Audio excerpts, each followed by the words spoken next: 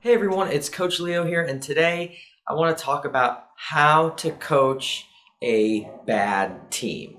Let's get right into it.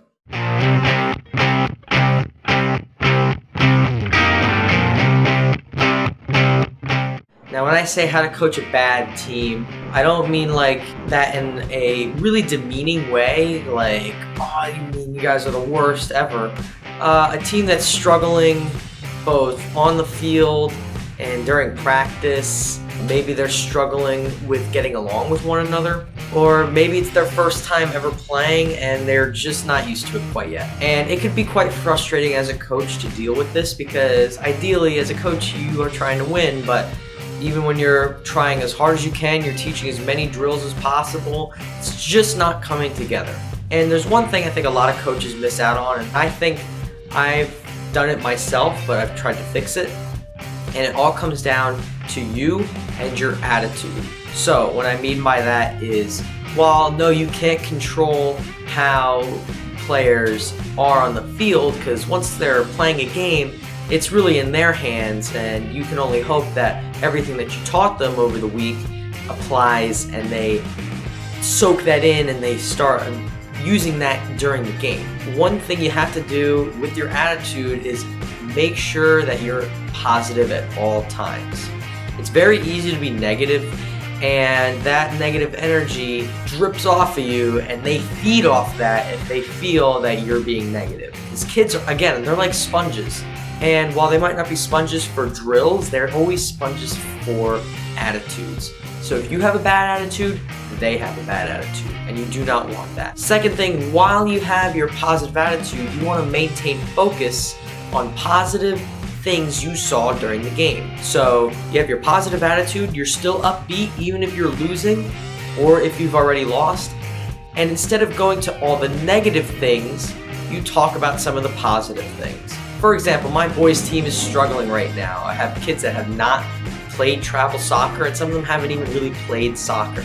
Even when losing 11-0, I still come out and say, what's a positive thing that we did today? And I'll have them raise their hand and they'll tell me what's something positive that they did, that they improved on from the last game. And we worked on defense, and yes, 11-0. I mean, how could you say there was a defense? But some of them were actually making good defensive plays on small portions of the game. And that's what you kind of have to focus on, those small little pieces of the game that they did well, so that you build their confidence up and that they think, oh, you know what, I did that really well. I'll just practice it next week and I'll do better next game. That's what I mean by keeping it positive. When teaching them how to defend, I told them how to get low and how to force them to the side. And a couple times during the game, they actually did that. They got low and they were forcing the other team to the side. Other times, they were just letting the defense run by them because they weren't engaging them, but you still need to focus on the positive parts. Then, after you address the positive things, you just, instead of saying, what are negatives, you just say, what are some things that we can work on? Because you always want to put that out there. You always want to make them think a little bit of, what could I do better and what could we improve on? A couple kids raising their hand. Communication, or being a little bit more aggressive. So you never want to come in like, guys, that was god awful. Awful, that was terrible. I can't believe you guys played that poorly.